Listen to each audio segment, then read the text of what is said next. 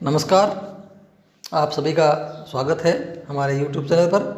अगर आपने अभी तक हमारे चैनल को सब्सक्राइब नहीं किया है तो प्लीज़ चैनल को सब्सक्राइब ज़रूर करें ताकि हमारा भी हौसला बना रहे और आपको नया नया जो वीडियो है वो टाइम पर मिल सके नोटिफिकेशन के माध्यम से।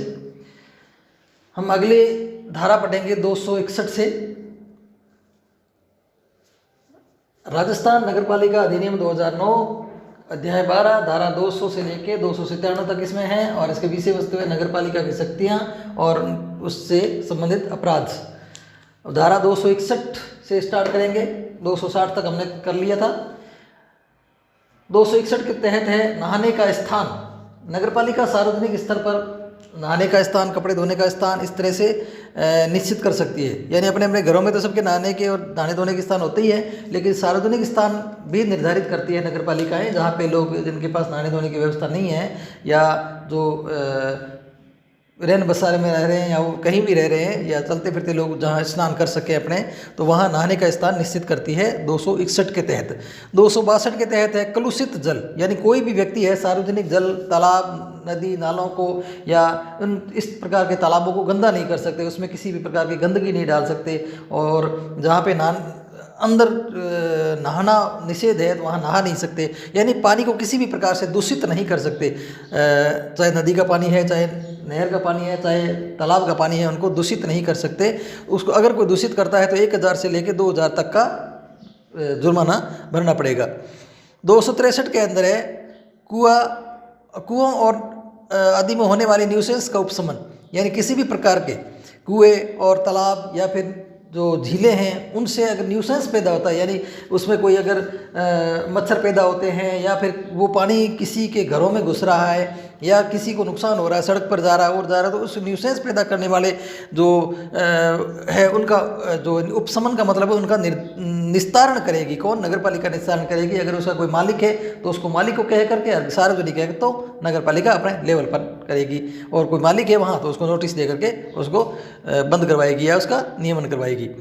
धारा 264 के अंदर कतिपय प्रकार की खेती। 264 में है धारा में क्या है? खेती इस प्रकार की खेती अगर मान लो किसी के जन मानस के लिए अगर खतरनाक है तो उसको भी बंद कराया जा सकता है। चिकित्सा विभाग की रिपोर्ट के अनुसार जन स्वास्थ्य को अगर हानि पहुंचाने वाली अगर फसल उगाते हैं, कोई कीटनाशक डालते हैं उसमें, जिससे उनको वायु के द्वारा या फिर किसी जल माध्यम के द्वारा किसी को जन सामान्य को हानि पहुंच रही है, तो इस प्रकार की खेती के लिए नगरपालिका रोक लगा सकती है। या इस प्रकार के अवैध खेतियाँ, जैसे मान लो ये पोस्ती और अमल डोडा की इनकी खेती अगर कोई करता है उनको भी निषेध कराया जा सकता है बिना पट्टे के। धारा 265 के अंदर दुर्गंधपूर्ण खाद काम में लेना, तो उसके लिए जुर्माना है 1000 से लेकर 2000 तक। दुर्गंधपूर्ण खाद का मतलब है किसी भी प्रकार की खाद जो बहुत ज़्यादा बदबूदार है और पास में रहने वालों के लिए जीना दुभर हो रहा है, या वो ये सोचे भाई हमें फसल ये तो बेचनी है, हमें किसी भी प्रकार की खाद या गंदगी ला के डाल दें, इस तरह का नहीं कर सकते। अगर ऐसा करता है कोई तो जुर्माना लगेगा 1000 से लेकर 2000 रुपये तक का। फिर है 266 के अंदर कोई क्षोभकारी खेल खेलना।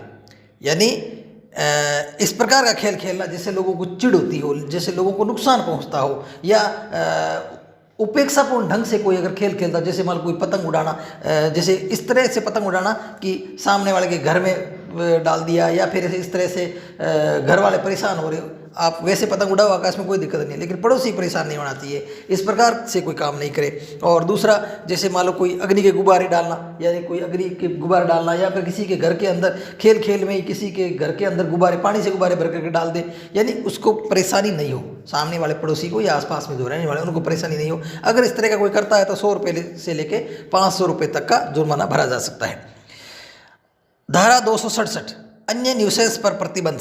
जैसे मान लो किसी के घर में मलमूत्र आदि विसर्जन कर देना, मलमूत्र फेंक देना, गंदगी फेंक देना, या सड़क के अंदर फेंक देना, या इधर उधर मांस के टुकड़े फेंक देना, यानी किसी भी प्रकार को जिसको पड़ोसी को या किसी आने जाने वाले व्यक्ति को या जन सामान्य को जिस चीज़ से घृणा होती है, घृणा पूर्वक जो चीज़ें हैं वो फेंकी जाती है, उन पर भी जो है पाबंदी लगाई जा सकती है। दंड क्या है उसका? 1000 से लेके 2000 रुपये तक का। धारा 267 के अंदर, धारा 268 में क्या है, धुएं आदि को खपा देना, यानी कि कोई व्यक्ति अपने घर में कोई काम कर रहा है या फिर कोई चीज़ ऐसे बना रहा है जिससे धुआं उत्पन्न होता है, तो उस धुएं को रोकने के लिए या उस धुएं का निस्तारण के लिए कौन होगा, जिम्मेदार कौन होगा, वही मालिक जो ये धुआं उत्पन्न कर रहा है, तो वो उसका निस्तारण करेगा। अगर किसी को नुकसान होता है तो उस 1000 रुपये से लेके 2000 रुपये का दंड दिया जा सकता है। लेकिन रेल और ये जो टर्बाइन वगैरह घूमते हैं उनसे जो धुआं निकलता है उसके ऊपर नहीं हो सकता, क्योंकि वो सरकार के नियमानुसार या सरकार की अनुमति लेकर के या जन सामान्य के लिए, रेलगाड़ी चलती है तो जन सामान्य को ढोने के लिए करती है, मालगाड़ी चलती है तो वहाँ से सामान को इधर उधर लाने के लिए करती है, ये देश की सेवा कर रही है, उन पर नहीं होगा। लेकिन कोई व्यक्ति अपने पर्सनल व्यक्तिगत लाभ के लिए अगर कोई कर रहा है तो उनके लिए जुर्माना होगा और धुआं वो फैला नहीं सकता, जैसे पड़ोसी परेशान हो। और वैसे भी रेलगाड़ियाँ कोई घरों के अंदर थोड़ी चलती है, वो तो दूर दूर चलती है, उसके लिए ये चीज़ें लागू नहीं होगी। धारा 269 के अंदर बाजार और वधशालाओं की अनुमति, कहीं भी जैसे वधशालाएँ या इस तरह से कोई अनुमति लेकर के नगर पालिका के अंदर चलाई जा सकती है। और अगर कोई बिना अनुमति से कोई काम करता है या फिर इसका उल्लंघन करता है नियमों का, तो उसके लिए 1000 से लेकर 2000 तक का दंड दिया जा सकता है।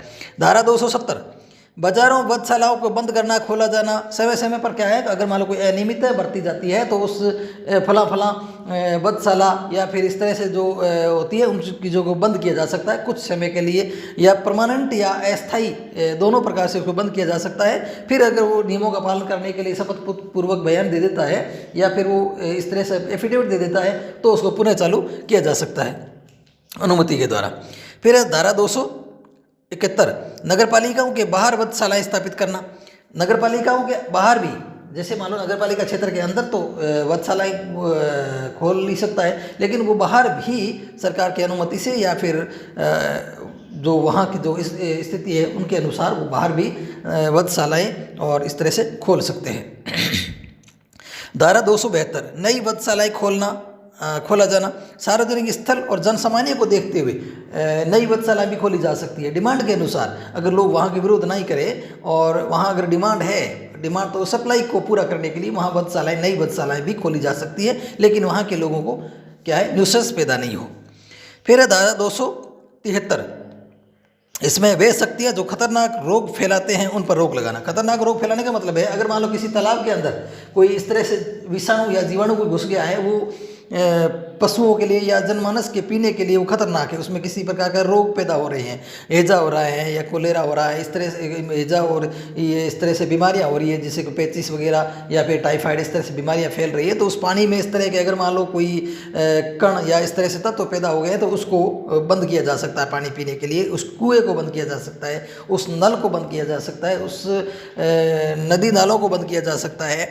और उसके बाद में जैसे मान लो कोई तालाब हो गया, कुआँ हो गया, उनको नियमन किया जा सकता है। तो इन चीज़ों को रोके जा सकते हैं जहाँ पे बहुत ज़्यादा बीमारियाँ फैलने का खतरा होता है। 274 के अंदर अत्यधिक भीड़ वाले स्थानों का नियमन। अत्यधिक भीड़ वाले स्थानों पर जहाँ पे बहुत ज़्यादा भीड़ होती है तो वहाँ के आसपास के जो बिल्डिंग होती है, आसपास के जो पुराने जो जर्जर मकान होते हैं या फिर इस तरह से कोई खड्डे युक्त या फिर कोई जो नदी नाले होते हैं जो टूटने का इनका डर है, उनका नियमन किया जा सकता है या उसको मरम्मत की जा सकती है। मरम्मत अगर नहीं होती तो ढाया जा सकता है, उसको गिराया जा सकता है। ये हो गया अत्यधिक भीड़ वाले इलाकों पर। 274 में भीड़। 275 में क्या, शव गाड़ना और कब्रिस्तान करना। नगर पालिका समस्त व्यवस्था करेगी, यानी शव को गाड़ना, कब्रिस्तान वगैरह इनकी व्यवस्था कौन करेगी, नगर पालिका करेगी 275 के तहत। 276 के तहत कब्रिस्तानों और शमशानों के संबंध में सख्ती। रिहायशी क्षेत्र में अगर वहाँ कोई रिहायशी क्षेत्र है तो वहाँ से लगभग 1 किलोमीटर दूर है वो कब्रिस्तान या शमशान घाट निर्माण करने की व्यवस्था करेगी कौन, नगर पालिका, उससे नज़दीक नहीं, ताकि लोगों को अव्यवस्था या फिर न्यूसेंस पैदा नहीं हो या फिर डर पैदा ना हो। अगर कोई इस बात का उल्लंघन करता है तो 1000 रुपये से लेके 2000 रुपये तक का दंड दिया जा सकता है। धारा 277, शवों को ले जाने में विनियमन। किसी भी शव को निश्चित मार्ग से ही ले जाया जा सकता है, यानी सब ले जाने के लिए ऐसा नहीं है कि किसी के पतली गली है, संगली गली में से ले जाए जा रहे, ऐसा हालांकि कोई करता नहीं है। तो इसमें क्या नगर पालिका निश्चित करती है कि किसी भी प्रकार का अगर शव या कि मृत शरीर कोई ले जाया जा रहा है, डेड बॉडी अगर ले जाई जा रही है अंतिम संस्कार के लिए, तो उसके लिए एक निश्चित मार्ग होता है, खुला मार्ग, और ये एक मार्ग तय करता है कि इसी मार्ग से होते हुए जाएगी।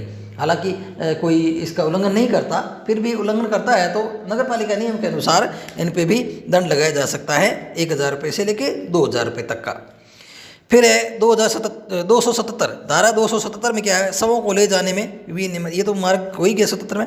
और फिर है धारा 278 शमशान भूमियों पर ईंधन आदि विक्रय की अनुमति, यानी शमशान जहाँ पे शव को जलाया जाता है वहाँ पे जलाने के लिए लकड़ी हो गया और वहाँ पे कोई भी सामग्री है, मतलब अंतिम संस्कार से संबंधित सामग्री है, वो बेचने के लिए वहाँ एक लाइसेंस या फिर उनको अनुमति पत्र देते हैं, अनुज्ञा पत्र दिया जाता है। तो अगर उसमें कोई आनाकानी करता है, मान लो उसमें भाव रेट से ज़्यादा ले रहे, क्यों उस टाइम आदमी भाव ताव नहीं देखता, उसमें अगर अनियमितता बरती जाती है या फिर किसी प्रकार का उल्लंघन किया जाता है तो उसमें भी 1,000 से लेकर 2,000 रुपये तक का दंड दिया जा सकता है। फिर धारा 279 शवों का दफन और जलाने की सख्ती, यानी कोई अगर मान लो उसका मालिक नहीं है, अगर किसी की डेथ हो गई है हॉस्पिटल में, लावारिस है, अगर कोई उस पर कोई दावा नहीं करता है कि ये हमारा जानकार या हमारे रिश्तेदार नहीं है, तो इस मामले में वो 24 घंटे इंतजार करेगी और सामान्य अखबारों में या फिर सामान्य सूचना दे देगी, भाई इस प्रकार का फोटो है और ये है। अगर वो नहीं है, कोई दावा करता है, तो 24 घंटे के अंदर अंदर क्या होता है कि वो उसका अंतिम संस्कार कर देती है, चाहे उसको गाड़ना है चाहे जलाना है, वो उस हिसाब से कर देगी। धार्मिक रीति रिवाजों को ध्यान रखा जाएगा। और उसके बाद में धारा 280 नगरपालिका क्षेत्रों में मृत पशु और शवों को हटाना, यानी नगरपालिका क्षेत्र के अंदर कोई मरा हुआ पशु पड़ा है या और कोई कई बार लावारिस व्यक्ति भी मरे हुए होते हैं, तो उनको उठाने का, उनकी व्यवस्था करने का, उनको नियमन करने की व्यवस्था कौन करती है? नगरपालिका।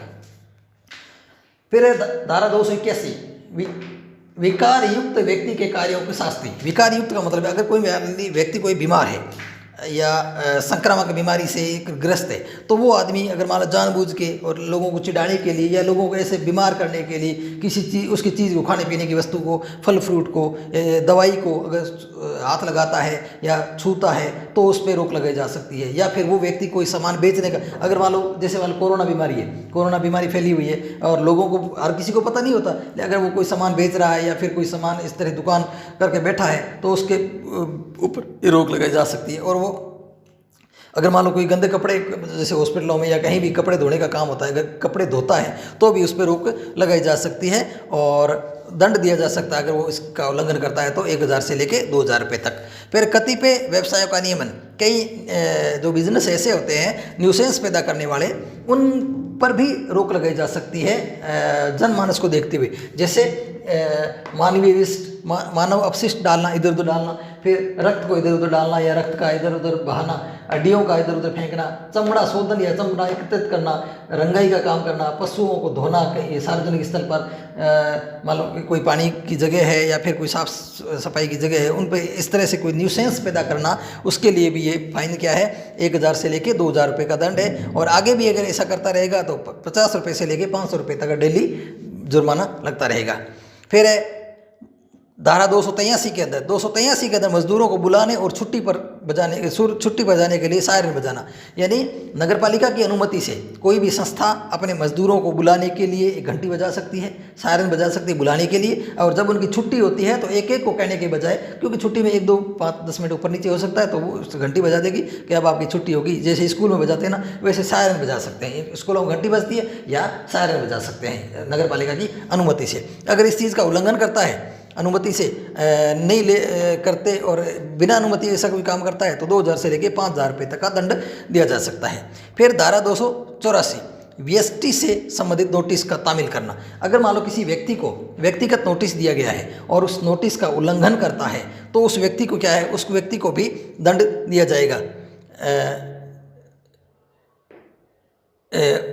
व्यक्ति नोटिस की सूचना जरूरी है, किसी भी व्यक्ति को क्या है, व्यक्तिगत सूचना नज़दीक है। उससे ही आगे वाला 285 के अंदर वेस्ट नोटिस के अवज्ञा पर, यानी इसका उल्लंघन करने पर 2,000 रुपये दंड दिया जाएगा। और आगे ऐसा करता रहेगा तो 50 रुपये से लेकर 100 रुपये तक का हमेशा आगे रोज़ का दंड मिलता रहेगा। फिर सार्वजनिक नोटिस की अवज्ञा पर, सार्वजनिक नोटिस की अगर कोई अवज्ञा करता है तो 2,000 से लेकर 5,000 रुपये तक का दंड होता है। व्यक्तिगत पर क्या कितना दंड है? 2,000 रुपये तक, 2,000 रुपये दंड दिया जाएगा।